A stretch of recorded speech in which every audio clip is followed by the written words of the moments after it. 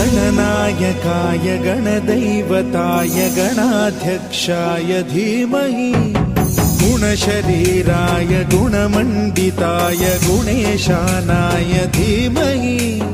गुणातीताय गुणाधीशाय गुणप्रविष्टाय धीमहि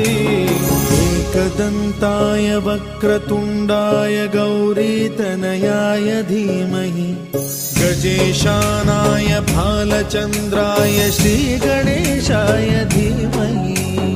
एकदन्ताय वक्रतुण्डाय गौरीतनयाय धीमहि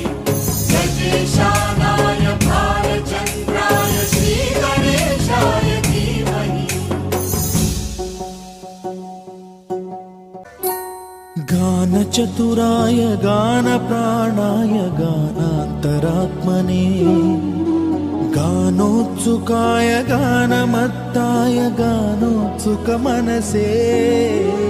गुरुपूजिताय गुरुदैवताय गुरुकुलस्थायिने